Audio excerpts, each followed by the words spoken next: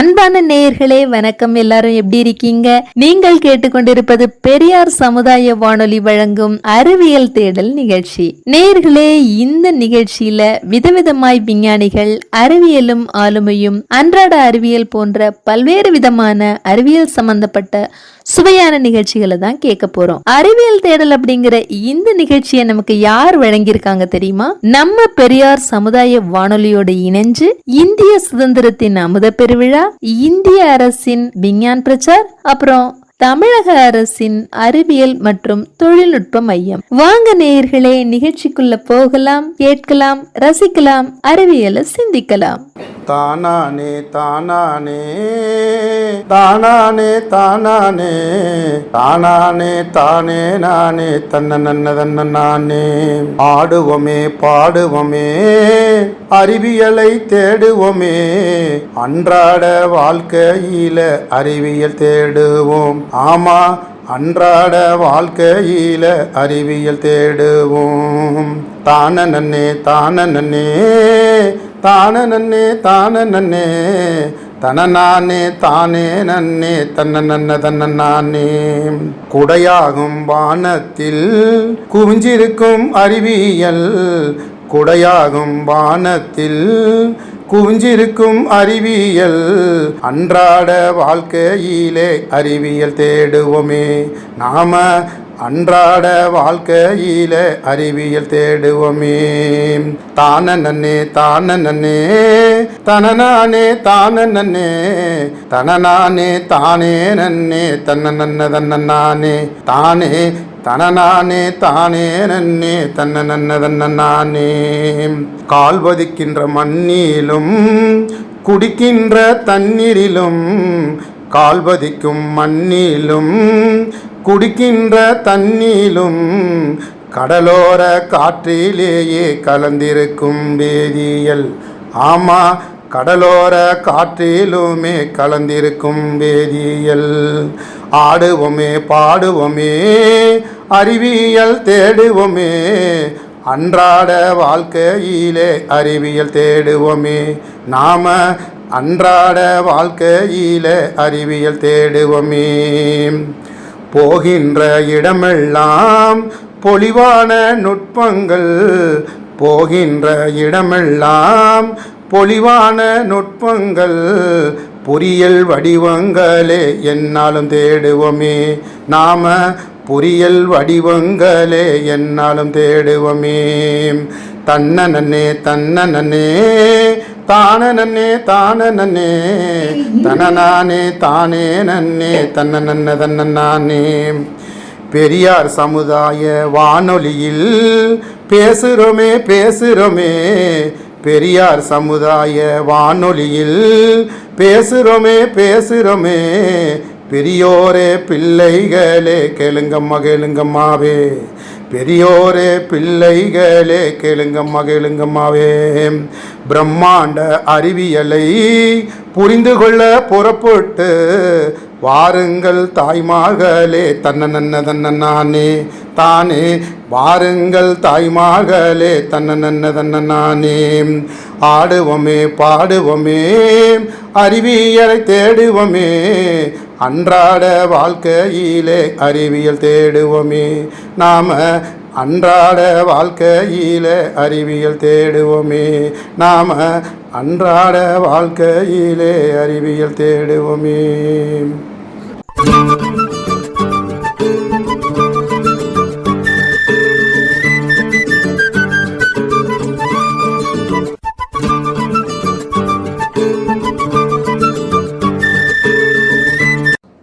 வணக்கம் நேயர்களே, அறிவியல் தேடல் அப்படிங்கிற இந்த நிகழ்ச்சியோட முதல் பகுதியான விதவிதமாய் விஞ்ஞானிகள் அப்படிங்கிற இந்த பகுதியில் நாம் ஒவ்வொரு விஞ்ஞானியை பற்றிய வித்தியாசமான செய்திகளை தான் தெரிஞ்சுக்க போகிறோம். வாங்க நிகழ்ச்சிக்குள்ளே போகலாம்.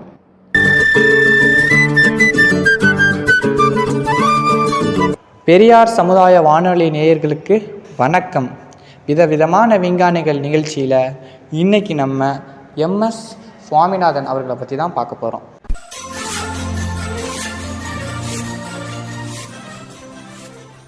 இவர் 7 ஆகஸ்ட் 1925 பிறந்தவர். இவருக்கு இன்னொரு பெயர் இருக்குது, அதாவது மான்கொம்பு சாம்பசிவன் சுவாமிநாதன் என்றும் அழைக்கப்பட்டவர். இவர் வேளாண் விஞ்ஞானி, தாவர மரபியல் நிபுணர் ஆவார். சுவாமிநாதன் உருளைக்கிழங்கு, கோதுமை மற்றும் அரிசி தொடர்பான அடிப்படை ஆராய்ச்சிக்கு பங்களித்து வருவார். இவர் என்னன்னா 20ஆம் நூற்றாண்டில் மிகவும் செல்வாக்குமிக்க 20 ஆசிய மக்கள் பட்டியலில் காந்தி மற்றும் தாகூர் ஆகியோருடன் 3 இந்தியர்களில் ஒருவராக இருந்தவர். இவர் நிறைய விருதுகள் பெற்றிருக்கார். அதாவது சுவாமிநாதன் ராமன் மகேச விருது மற்றும் ஆல்பர்ட் ஐன்ஸ்டீன் உலக அறிவியல் விருது உட்பட பல விருதுகள் மற்றும் கௌரவங்களை பெற்றவர். இவர் 1947 புதுதில்லியில் உள்ள இந்திய வேளாண் ஆராய்ச்சி நிறுவனத்திற்கு மரபியல் மற்றும் தாவர இனப்பெருக்கம் பற்றி ஆய்வு செய்தவர். அரிசி, கோதுமைகளில் பல ஆராய்ச்சிகளில் செய்தவர். அரிசியில் சிறந்த ஒளிச்சேர்க்கை மற்றும் நீர் உபயோகத்தை அனுமதிக்கும் கார்பன் 4 நிலைப்படுத்தும் திறன் கொண்ட அரிசியை வளர்ப்பதற்கான முயற்சிகளை சுவாமிநாதன் கீழ் IRIயில் தொடங்கப்பட்டது. அவர் 33 தேசிய மற்றும் 32 சர்வதேச விருதுகளை பெற்றுள்ளார். சுவாமிநாதன் 1950 மற்றும் 1980க்கும் இடையில் 46 ஒற்றை எழுத்தாளர் கட்டுரைகளை வெளியிட்டவர். இவர் மொத்தத்தில் அவர் 254 ஆவணங்களை வைத்திருக்கிறார். அவற்றில் 155 முதல் எழுத்தாளர். இந்தியாவின் பசுமை புரட்சியின் போது பல மக்கள் தங்கள் முயற்சிகளுக்காக அங்கீகரிக்கப்பட்டுள்ளனர். அப்போதைய உணவு மற்றும் வேளாண் அமைச்சராக இருந்து சிதம்பரம் சுப்பிரமணியம் பாரத ரத்னா விருது பெற்றவர். பசுமை புரட்சியின் அரசியல் தந்தை என்று அழைக்கப்பட்டவர் இவர். தில்பாக் சிங் அத்வால் கோதுமை புரட்சியின் தந்தை என்றும் அழைக்கப்படுகிறார்.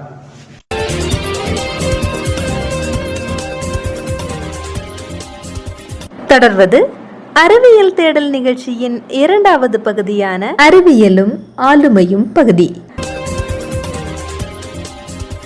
நேயர்களே, இன்றைய அறிவியலும் ஆளுமையும் பகுதியில் சமூகத்தில் அறிவியல் இன்னும் வளராத பக்கங்கள் பற்றி பேச வருகிறார் சமூக நல பணியாளர் சகோதரி டயானா அவர்கள். வாங்க நிகழ்ச்சிக்குள்ள போகலாம்.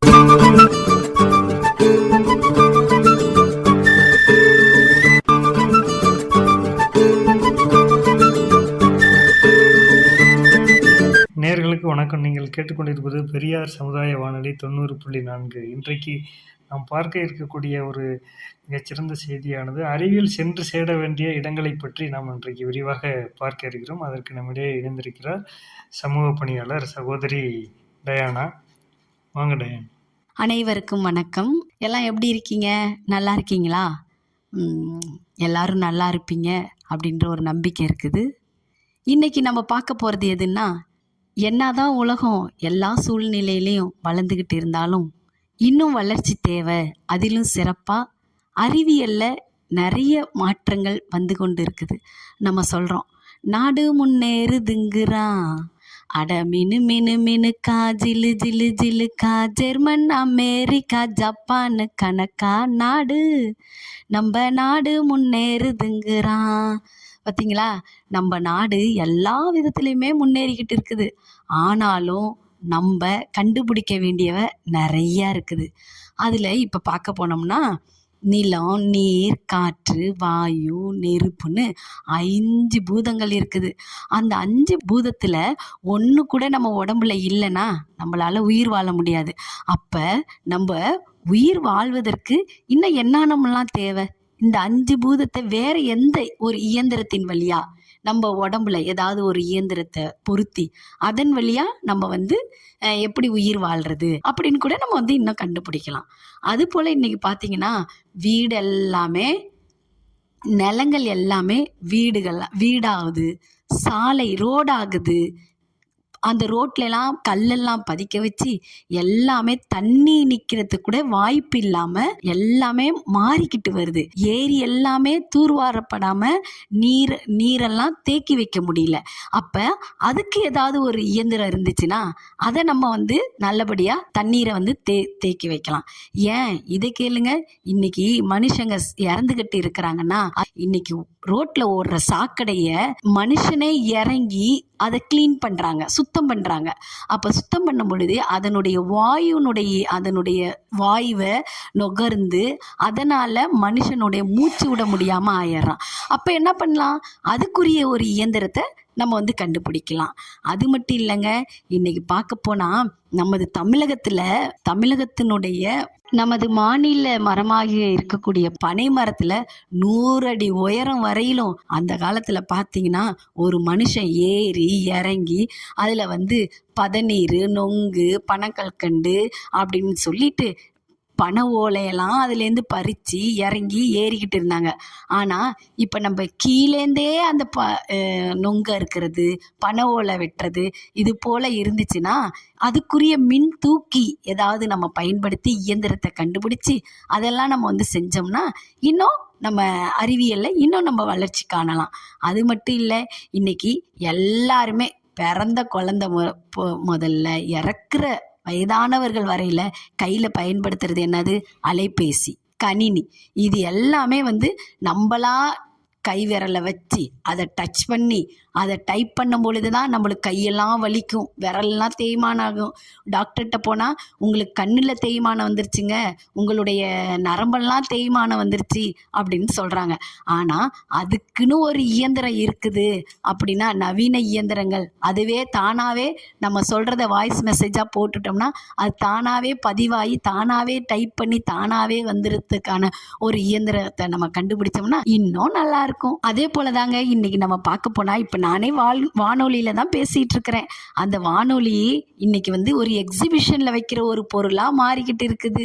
ஆனால் அதே வானொலியை அந்த காலத்தில் இருக்கும்போது எப்படியெல்லாம் பயன்பட்டுச்சு அப்படின்றது நம்ம எல்லாருக்குமே தெரியும். இன்னைக்கு ஒரு டிடிஹெச்ன்னு சொல்லிட்டு விலையில்லா வானொலியே அலைவரிசையை நம்ம வந்து இன்னும் கண்டுபிடிச்சோம்னா இன்னும் நல்லா இருக்கும். இன்னும் நிறைய இயந்திரங்களை நம்ம வந்து சொல்லிகிட்டே போகலாம். இன்றைக்கி ஏன் நம்ம வீட்டுங்களே எடுத்துக்கங்களேன், நம்ம வீட்டில் கிரைண்டரு, மிக்சி, வீடை துடைக்கிறதுக்கான பொருள் பேக் ஃபார்ம் கிளீனர் அப்படின்னு சொல்லிட்டு இருக்குது. அதெல்லாம் பார்த்தீங்கன்னா போடும் பொழுது ஒரே சத்தமாக இருக்குது. அதனால் தூக்கம் வர மாட்டுது, குழந்தைங்களுக்கும் தூக்கம் கெடுது, பெரியவங்களுக்கும் தூக்கம் கெடுது. அதுக்கெல்லாம் வந்து சத்தம் இல்லாத ஒரு இயந்திரத்தை நம்ம கண்டுபிடிச்சோம்னா இன்னும் சூப்பராக இருக்கும்ல, உங்கள் எல்லாருக்குமே தெரியும். அது மட்டும் இல்லை, இப்போ வாகனங்கள் நம்ம ரோட்லலாம் ரெட் லைட் எரியுது, க்ரீன் லைட் எரியுது அப்படின்னு சொல்லிட்டு சொல்கிறோம். அதை நம்ம ரெட் லைட் வரும்போது நம்ம வந்து ஸ்டாப் பண்ணணும், க்ரீன் லைட் எரியும் பொழுது நம்ம வண்டியெல்லாம் போகணும். அப்போ ரெட் லைட் எரியும் பொழுது ஸ்டாப் பண்ணாமல் நம்ம பசங்களாம் என்ன பண்ணுறாங்க, வேகமாக போயிடுறாங்க. அப்போ ரெட் லைட் எரியும் பொழுது தானாக வாகனம் இழுத்து பிடிக்கிற அளவுக்கு ஏதாவது ஒரு இயந்திரத்தை, ஒரு கருவியை கண்டுபிடிச்சோம்னா இன்னும் நம்ம நல்லா இருக்கும். நம்ம நாடு வந்து இன்னும் நிறைய விதத்தில், இன்னும் அறிவியல் துறையில் இன்னும் நிறைய மறைந்து கிடக்கிற பக்கங்களெல்லாம் நம்ம வந்து திருப்பி பார்ப்பதற்காக வழிவகை கிடைக்கும். இன்னைக்கு பார்க்க போனால் பள்ளிக்கூடத்துக்கு செல்கிற பிள்ளைங்க எல்லாரும் மூட்டையாக பள்ளி புத்தகத்தை தூக்கிக்கிட்டு முதுகுல சுமத்துக்கிட்டு போகிறாங்க. ஆனால் அதுக்குன்னே சின்ன சின்ன நோட்டு புத்தகங்கள், அது மட்டும் இல்லை, நேனோ போன்ற ஒரு இயந்திரத்தை நம்ம கண்டுபிடிச்சோம்னா அந்த பிள்ளைங்க நோட்டு புத்தகத்தை தூக்குறதுக்கான ஒரு செயலும் குறைஞ்சிரும். அது மட்டும் இல்லை, அதுக்குரிய தொழில்நுட்பத்தை நம்ம வந்து பயன்படுத்தி இது எல்லாத்தையுமே அவங்க எல்லாமே செய்கிறதுக்கான வாய்ப்பு இருக்கும். இன்றைக்கி இது போல் நம்ம வந்து சொல்லிக்கிட்டே போயிட்டே இருக்கலாம். இன்னும் அறிவியலின் தேவைகள் நம்மளுடைய சமூகத்தில் இன்னும் நிறைய இருக்குது. அறிவியலினுடைய தேவை இந்த சமூகத்தில் இன்னும் நம்ம கண்டுபிடிக்க வேண்டிய நிறைய விஷயங்கள் இருக்குது. நான் உங்களுக்கு கொஞ்சம் மட்டும்தான் இப்போ உங்களோட ஷேர் பண்ணியிருக்கிறேன், இன்னும் நிறையா இருக்குது. ஸோ இந்த வாய்ப்பை கொடுத்ததற்காக நன்றியை தெரிவித்துக் கொள்கின்றேன். நன்றி. தொடர்ந்து இணைந்திருங்கள். இது உங்கள் பெரியார் சமுதாய வானொலி 90.4.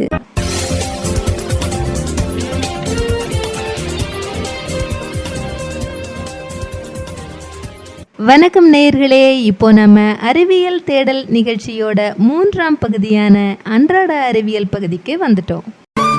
இன்றைய அறிவியல் உண்மை நிகழ்ச்சியில் இரவில் நாம் வானத்தை பார்க்கும்போது சில நேரங்களில் நட்சத்திரம் எரிந்து விழுவது போலவும் மறைவது போலவும் காண்கிறோம். அது என்ன, எப்படி ஏற்படுகிறது? இதற்கான அறிவியல் உண்மையை நாம் தெரிந்து கொள்ளலாமா?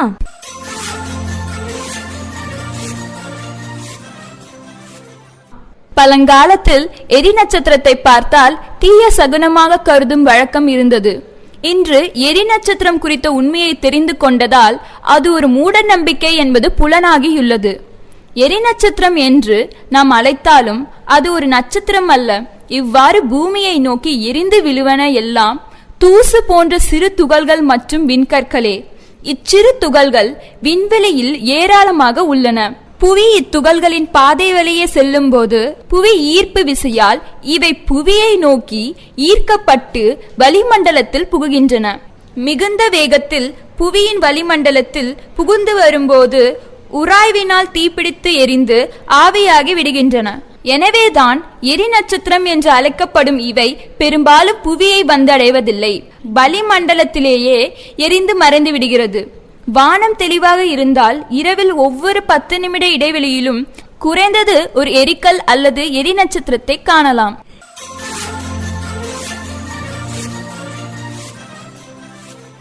நேயர்களே, இன்றைய அறிவியல் தேடல் நிகழ்ச்சி இத்துடன் நிறைவடைகிறது. மீண்டும் இதேபோல் இன்னும் ஒரு அறிவியல் நிகழ்ச்சியில் அடுத்த வாரம் இதே நாள் இதே நேரம் உங்களை சந்திக்கிறோம்.